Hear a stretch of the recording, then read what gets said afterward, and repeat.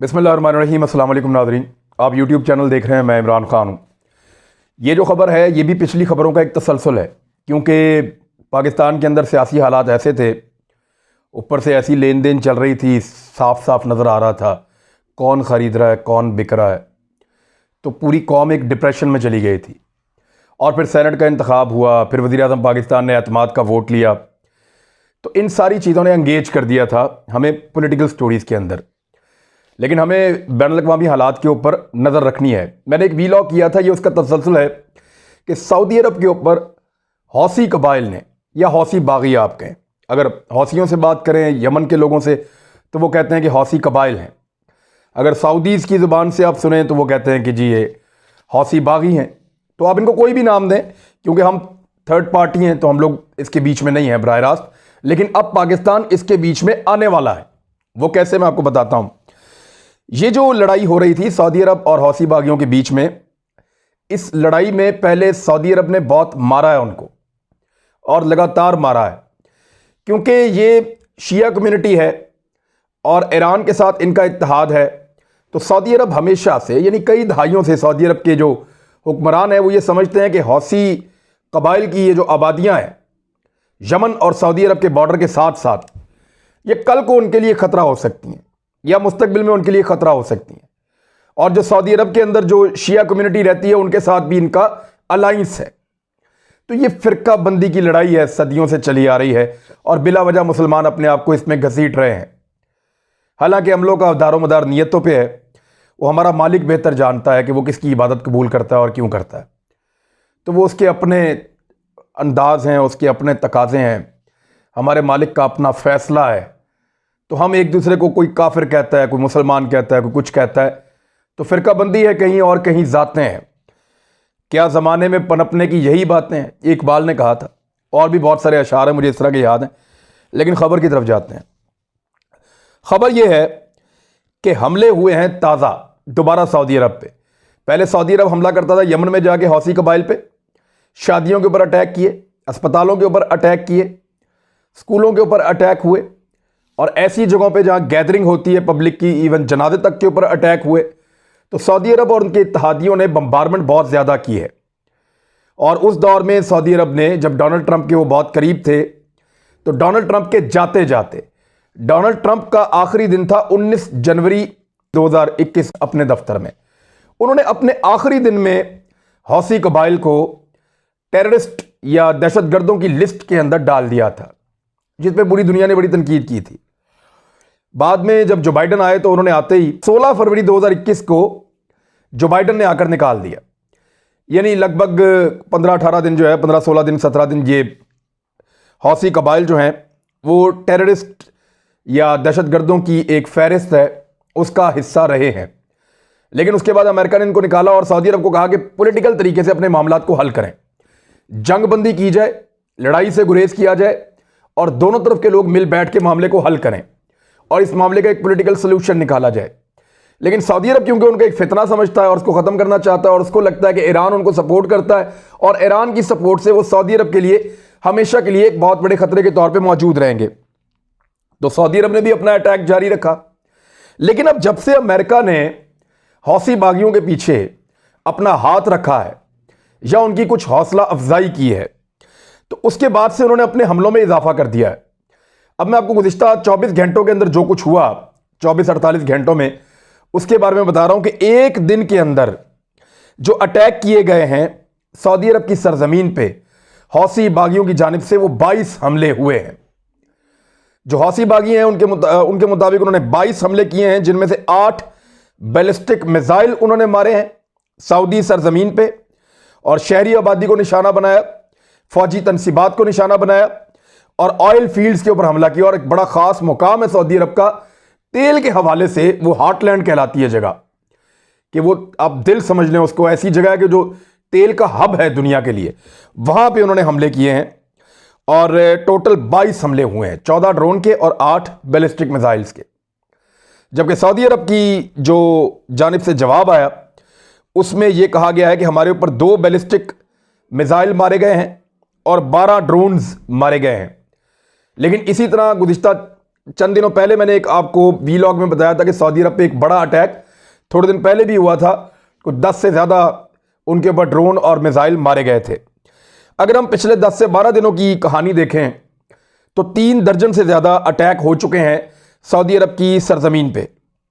और ये अटैक कहाँ हुए, ज़रा उन इलाकों के बारे में मैं आपको थोड़ा सा बता देता हूँ। ये एक ख़ास शहर हैं, खमेस में हुए, मुशैत में हुआ और जाजान में। और इसके अलावा एतवार को रास तनूरा नाम की एक इनकी सिटी है जिसको ऑयल सिटी भी कहते हैं। तेल की सनत के लिहाज से ये एक बहुत अहम तरीन मुकाम है सऊदी अरब का। और आरामको जो है उसकी फैसिलिटीज़ भी यहाँ पे हैं। आरामको दुनिया की सबसे बड़ी तेल पैदा करने वाली या उसकी रिफाइन करने वाली कंपनी है और ये सऊदी अरब की सरकारी कंपनी भी है। तो आरामको की जो ख़ास फैसिलिटीज़ हैं, उनके साथ जो रिहायशी इलाका है, वहाँ पे आकर एक ड्रोन के टुकड़े भी गिरे हैं। ये जितने भी अटैक आए इन सबको सऊदी अरब ने, क्योंकि इन एरियाज़ को सिक्योर करने के लिए बड़े अहम तरीन डिफेंस सिस्टम लगा रखे हैं। इत्तेहादी फ़ौजें और सऊदी अरब की फ़ौज वो हर वक्त इन इलाकों पर नज़र रखते हैं। तो उन्होंने कोशिश करके इन ड्रोन्स को या इन मिसाइल्स को हवा में तबाह किया है, लेकिन उनका नुकसान हुआ है। कुछ लोग ज़ख्मी हुए हैं और कुछ इमलाक को नुकसान पहुंचा है सऊदी अरब की। अब ये दोनों तरफ के लोगों का अपना अपना दावा है। दुनिया में जो सबसे ज़्यादा तेल की लोडिंग होती है, जहां से सबसे ज़्यादा तेल दुनिया के लिए लोड होकर समंदर के रास्ते से आगे की तरफ जाता है, वो इलाका रास तनूरा का एरिया है। और इसी जगह के ऊपर अटैक किया है हौसी बागियों ने। अब जो वजारत तवानाई है उन्होंने कहा कि हमें कोई बड़ा नुकसान नहीं हुआ, मगर ये जो तखरीबकारी की कार्रवाइयाँ हैं, ऐसी कार्रवाइयों से ना सिर्फ सऊदी अरब को नुकसान हो सकता है बल्कि ये अटैक समझा जाए दुनिया भर को जो तवानाई की सप्लाई होती है उसको मुतासिर करने की एक कोशिश है। और जो क्लेम किया गया है हौसी बागियों की जानिब से, उनके बकौल उन्होंने बहुत बड़े पैमाने पर तबाही फैलाई है और तेल की एक मेन पाइपलाइन जो है उसको भी तबाह कर दिया और बहुत सारा तेल भी ज़ाया हुआ और सप्लाई मुतासिर हो गई है। जबकि सऊदी अरब ने कहा है कि अभी तक ऐसा कुछ नहीं हो सका, लेकिन ये हमले ख़तरनाक हैं, हमें इनके ऊपर जवाबी कार्रवाई करनी पड़ेगी, हम मज़ीद सब्र नहीं कर सकते। अमेरिका ने इसके ऊपर जो रद्द-ए-अमल दिया है, क्योंकि दुनिया भर के अखबारात ने इस खबर को छापा है, दुनिया भर को जो तेल की सप्लाई होती है, तवानाई की सप्लाई होती है, वो यहीं से होती है। और इस वाक़े के बाद जो दुनिया में तेल की कीमतें हैं, जो खाम तेल की कीमत है, वो बहुत ज़्यादा बढ़ गई है।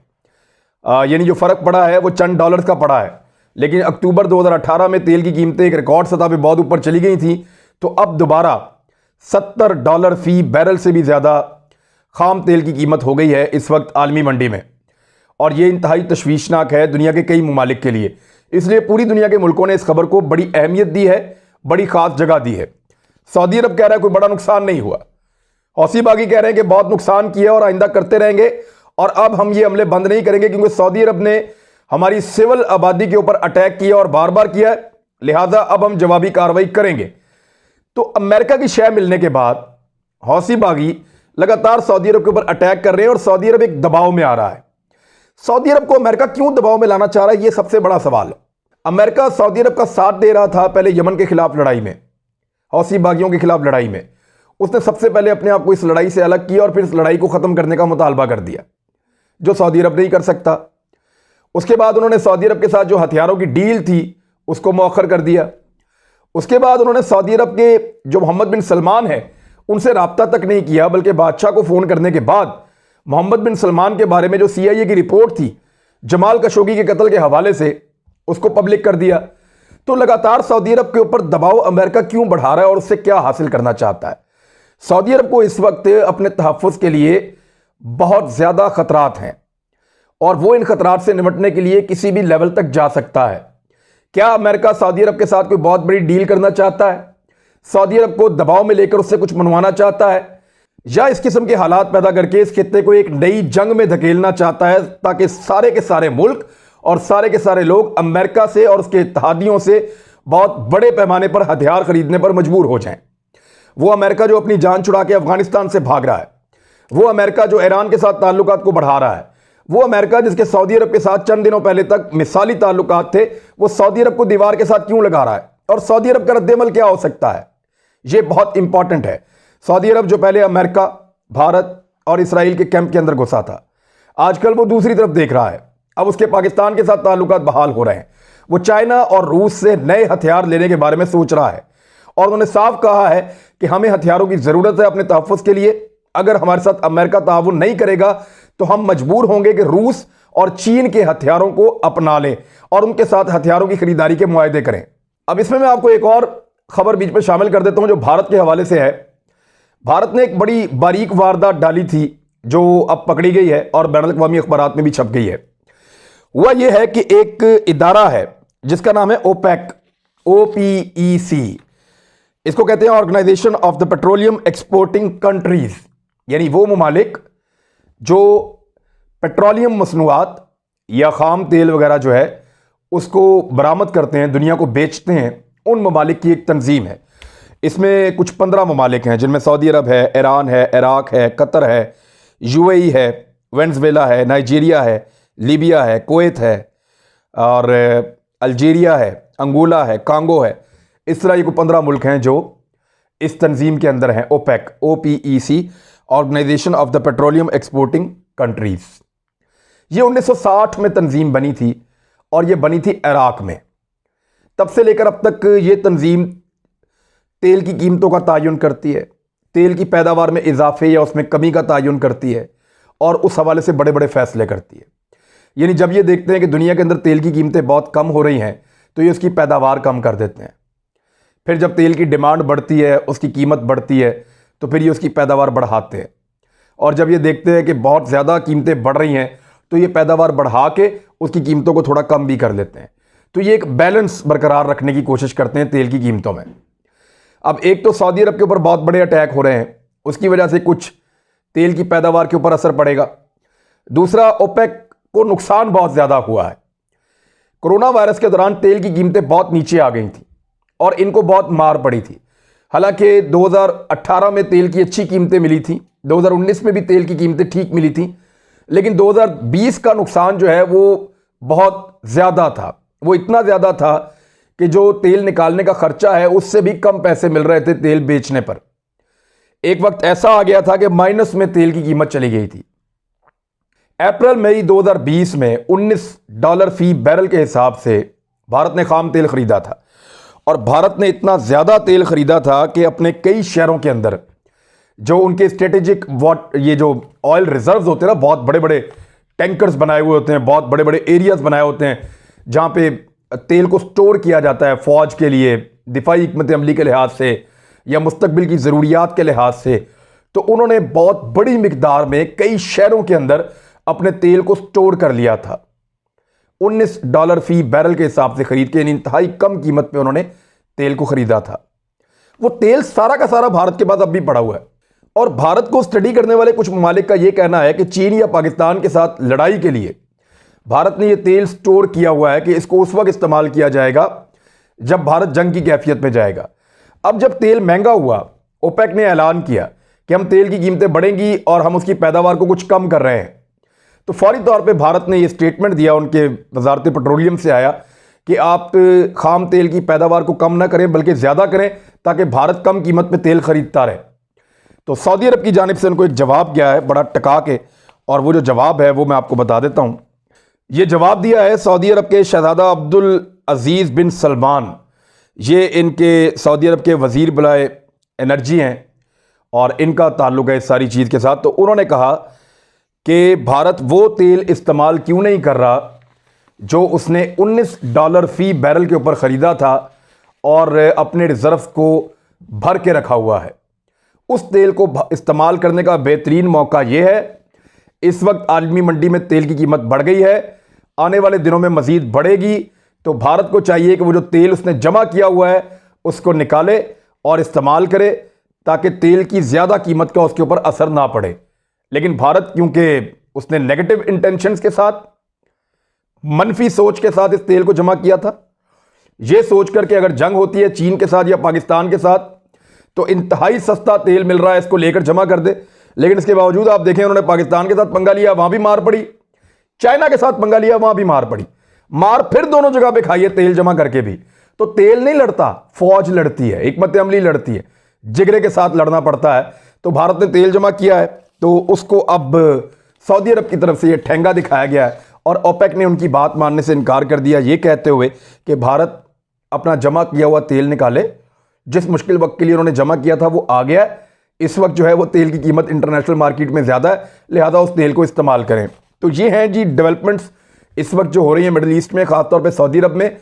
पाकिस्तान को आने वाले वक्त में सऊदी अरब का साथ देना होगा और देना चाहिए। उसकी वजह यह है कि 26 लाख पाकिस्तानी इस वक्त सऊदी अरब में काम करते हैं और दुनिया में जो सबसे ज़्यादा पैसा पाकिस्तान में आता है वो सऊदी अरब से आता है। दूसरा, जो हमले हो रहे हैं वो अब सऊदी सरजमीन पे हो रहे हैं। जब तक यमन की सरजमीन पे हमले कर रहे थे सऊदी अरब के लोग, तब तक हम ये कहते थे कि वहाँ पे मुसलमान कत्ल हो रहे हैं, लिहाजा रोका जाए। अब अगर यहाँ पे वो लोग हमला कर रहे हैं तो हम इसकी भी मुखालफत करेंगे। पाकिस्तान को इस लड़ाई को रोकने में अपना रोल प्ले करना चाहिए। पाकिस्तान पहले भी ऑफर कर चुका है कि ईरान हो, यमन हो, सऊदी अरब हो, पाकिस्तान अपना सालसी का किरदार अदा कर सकता है। और जहां तक बात है हिजाज़ मुक़द्दस की, मक्का और मदीना की हिफाजत की, तो उसके लिए पाकिस्तान और सारे पाकिस्तानियों की जानें भी कुर्बान। अब तक के लिए इतना ही। अपना ख्याल रखिएगा, अपने इस चैनल का भी। अल्लाह हाफ़िज़।